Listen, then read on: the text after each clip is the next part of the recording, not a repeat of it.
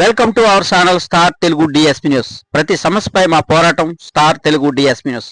Doctor BR Ambedkar Konaseema జిల్లా అమలాపురం ఎర్రవొత్తిన వద్ద MP కార్యాలయంలో విలేకరుల సమావేశం ఏర్పాటు చేసిన ఎంపీ హరీష్ బాలయోగి ఓఎన్జీసీ చుట్టుపక్కల 5 గ్రామాల ప్రజలకు 14 సంవత్సరాల నుంచి పనిచేస్తున్న వారికి మరలా విధుల్లోకి తీసుకునేందుకు సాహసం చేసి వాళ్లకు ఉద్యోగాలు ఇప్పించే విషయంలో మా బాలయోగి తనయుడు ఎంపీ హరీష్ బాలయోగికే ఘనత దక్కుతుందని ఓఎన్జీసీ ఎంప్లాయీస్ ప్రెసిడెంట్ కొనియాడారు.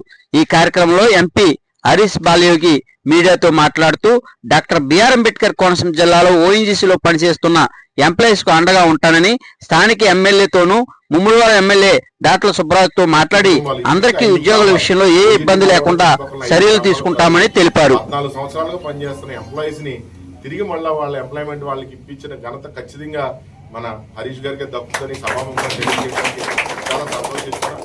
మొట్టమొదటిగా మేనేజ్మెంట్ అయ్యో కలబలు కబుర్లు చెప్పడం జరిగింది, కానీ మళ్ళీ ఎంప్లాయీస్ సైడ్ నుంచి అయిన తర్వాత ఒకటే చెప్పారు, ఏదైనా కూడా సురేష్ మీరు ఈ విషయంలో మాత్రం ఎలాంటి సహకారం కావాలని అవసరం అయితే చైర్మన్ దగ్గరకు వచ్చి నేను మాట్లాడతాను, ఎట్టి పరిస్థితుల్లో వాళ్ళందరినీ మళ్ళీ రీఎంప్లాయ్మెంట్ చేయాలని ఆయన చెప్పిన మాటని ఆయన పేరును ఉపయోగించి పూర్తిగా మేనేజ్మెంట్ ని లొంగ తీసుకుని అదేవిధంగా ఈడీలు ఇద్దరిని కూడా ఆయన చాలా ఓర్పుగా చాలా సహనంతో వాళ్ళతో మాట్లాడి ఒక కాంట్రాక్ట్ క్లాజ్ ని మళ్ళీ చేస్తూ, ఇంకా గొప్ప విషయం ఏంటంటే నెలలాళ్ళు కూర్చోబెట్టి వాళ్ళకి జీతం ఇప్పించారు. నెలలాళ్ళు ఇంట్లో ఉండి నెలలాళ్ళు వాళ్ళకి జీతం ఇస్తూ వాళ్ళ కంపెనీలో ఎంప్లాయ్మెంట్ చేస్తూ మళ్ళా వాళ్ళని రీఎంప్లాయ్మెంట్ చేయడం నాకు తెలిసి ఓఎన్జీసీ చరిత్రలో ఎప్పుడు జరగలేదు. అది ఖచ్చితంగా వారి తండ్రి గారికి సాధ్యం. తర్వాత మళ్ళా మా తండ్రి గారు వారి కోరికల మేరకు నేను చేస్తున్నానని చెప్పి మళ్ళీ మీరు నిరూపించారు బాబు. రియల్ ఇది నిజంగా కూడా అంటే ఇంతమంది ముందు చెప్పడం సమంజసం అని చెప్పి నేను ఇవాళ తెలియజేస్తా ఉన్నాను. నిజంగా వీళ్ళ కుటుంబాల్లో వీళ్ళందరి పరిస్థితి ఏంటంటే మేము ఏమైపోవాలి, ఇన్ని సంవత్సరాలు వయసు చూస్తే 40 ఏళ్ళు దాటిందనే సందర్భంలో వాళ్ళు మీ దగ్గరికి రావడం, మీరు దాన్ని సానుకూలంగా స్పందించి ఈ రోజు ఈ ఉన్నత స్థితిలో వాళ్ళు నిలబెట్టినందుకు అదే 17,000 16,000 జీతం 29,000 జీతం చేసి మళ్ళీ జీతం కూడా తక్కువ కాదు, ఉన్నదానికి డబల్ చేస్తూ వాళ్ళని మళ్ళీ ఈ స్థితికి తీసుకురావడం అనేది అది మీకే దక్కిందని తెలియజేస్తూ ఈ అవకాశం కల్పించిన సోదరులందరికీ పేరు పేరున ప్రత్యేకంగా ధన్యవాదాలు. ప్రత్యేకంగా ఈ మీ అందరి సమక్షంలో మా ఎంపీ గారికి చిన్న ఒక ఆ స్థాయిలో మేము ఉండాలని కోరుకుంటూ ఈరోజు జన్మదిన సందర్భంగా ఈరోజు ముఖ్యంగా మనం మీట్ అవ్వడం గల కారణం ఏంటంటే ఓఎన్జీసీ కాకినాడ ఈస్టర్న్ ఆఫీసర్ ఎసెట్లో ఓజీటీ మల్లవరం సైట్లో ఫైర్ కాంట్రాక్ట్ సంబంధించి వర్కర్స్ని కొంతమందిని టెండర్ షెడ్యూల్లో కొన్ని ఇబ్బందుల దృష్ట్యా వాళ్ళని కాంట్రాక్ట్ వాళ్ళందరినీ ఉద్యోగాలు తీసేయడానికి పెట్టినప్పుడు మరి జనరల్ సెక్రటరీ గారు మన పార్లమెంట్ సభ్యులు హరీష్ బాలయోగి గారి దగ్గరికి వెళ్ళి విషయాన్ని ఆయనకి వివరించి ఒక ఈడీతో మాట్లాడి రావడం మాకు చాలా అదృష్టం. చాలా ఈ క్రెడిట్ అంతా కూడా మా ఎంపీ గారిది.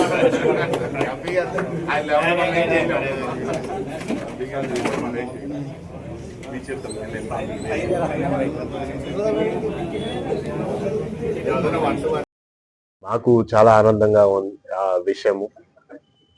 గత 2 నెలల నుంచి సుమారు ఈ కొత్తగా ఒక ఓఎన్జీసీలోని ఈ ఫైర్ అండ్ సేఫ్టీలోని ఒక న్యూ టెండర్ రావడం జరిగింది, న్యూ వెండర్ రావడం జరిగింది.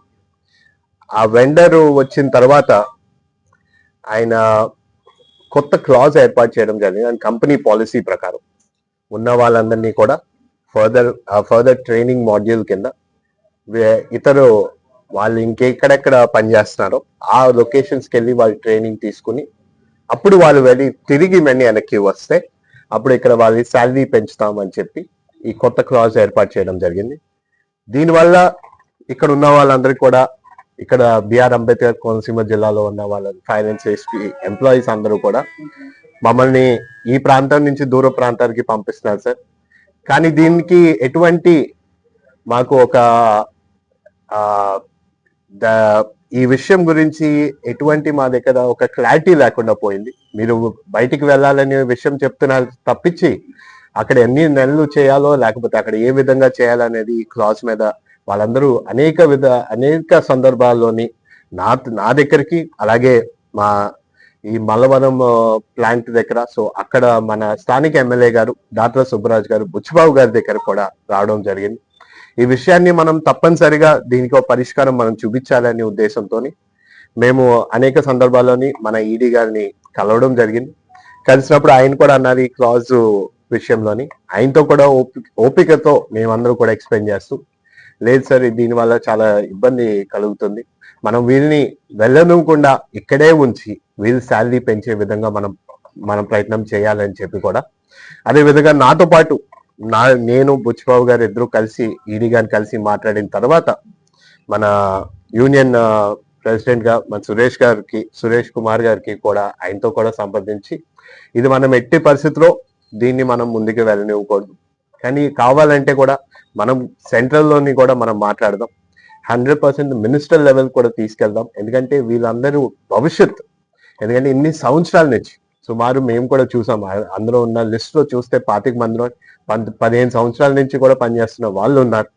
వాళ్ళందరినీ కూడా ఇప్పుడు మార్చడం అనేది వాళ్ళ పిల్లలు భవిష్యత్తు అందరూ పిల్లలతో ఉన్న వాళ్ళందరినీ ఇక్కడి నుంచి మళ్ళీ తెలంగాణ అన్నారు, కొంతమంది ఢిల్లీ అన్నారు, అనేక ప్రదేశాలు చెప్పారు.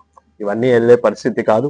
దీన్ని ఎట్టి పరిస్థితిలో మనం ఆపాలని చెప్పి అనేక సందర్భాల్లోని వాళ్ళందరితో సంప్రదిస్తూ ఈ రోజున ఒక మంచి వార్త, అంటే ఒక వారం 2 వారాల ముందు నుంచి ఇది విషయం మళ్ళీ వాళ్ళు క్లాస్ మార్చడం జరిగింది.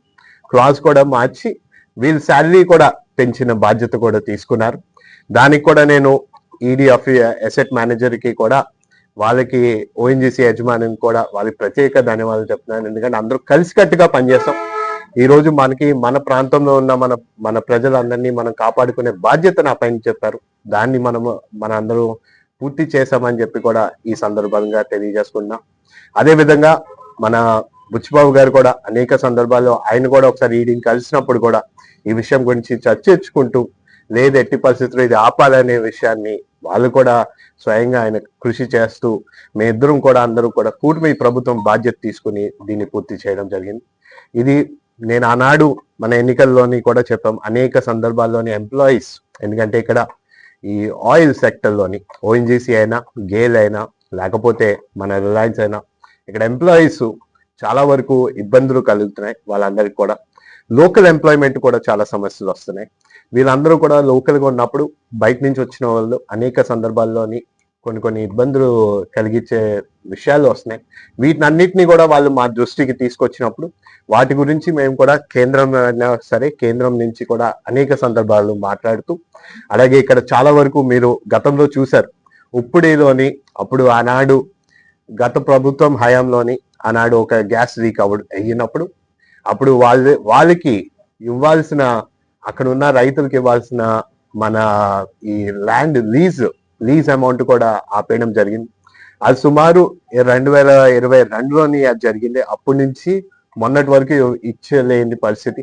దాన్ని కూడా మనం కేంద్రం పట్టుకెళ్ళి హర్దీప్ సింగ్ పూరి గారి దృష్టికి తీసుకెళ్ళి, సార్ ఈ ప్రైవేట్ కంపెనీకి ఇవ్వడం జరిగింది సార్, వాళ్ళేమో వెస్ట్ బెంగాల్ నుంచి, వాళ్ళందరూ దీని మీద ఎటువంటి స్పందన లేదు, ఇక్కడ రైతులు ఇబ్బంది పడుతున్నారు, వాళ్ళు అలాగని చెప్పి ఇది ప్రైవేటైజేషన్ చేసాం కాబట్టి ఓఎన్జీసీ ఇచ్చే పరిస్థితిలో లేదు, దీన్ని మనం ఎట్టి పరిస్థితిలో దాన్ని మనము పరిష్కారం చూపించాలని చెప్పి ఆయనకి తీసుకెళ్తే ఆయన కూడా దాని మీద స్పందించి ఆ ప్రైవేట్ కంపెనీని కూడా రప్పించి దాంతోని వాళ్ళకి ఇవ్వాల్సిన, ఇప్పుడు దాకా ఇవ్వాల్సిన వాళ్ళ లీజ్ అమౌంట్ ని కూడా పూర్తిగా ఇచ్చిన పరిస్థితి ఇవ్వడం కూడా జరిగింది.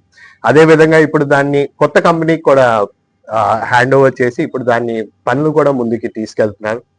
ఈ విధంగా ఈ ఎన్డీఏ కూటమి ప్రభుత్వం కేంద్రం నుంచి కూడా సహకారం తీసుకుంటూ, అలాగే రాష్ట్రం కూడా అందరం కూడా ప్రజల పక్షాన కలిసి పనిచేయడం అనే బాధ్యత మేమందరూ తీసుకుంటామని కూడా ఈ సభాముఖంగా మీ అందరికీ తెలియపరుచుకున్నాం. అదే విధంగా ఈ రోజు ఇక్కడ ఉన్న వాళ్ళందరికీ కూడా మీరందరూ వచ్చినందుకు ప్రత్యేక ధన్యవాదము. అలాగే మీ అందరితో పాటు ఏ విధంగా ఈ కూటమి ప్రభుత్వం మేమందరం కలిసి మీ అందరి గురించి పనిచేసామో అదే విధంగా రానున్న రోజుల్లోని మేము పనిచేస్తూనే ఉంటామని కూడా మరొక్కసారి తెలియపరుచుకుంటూ సెలవు తీసుకున్నాం.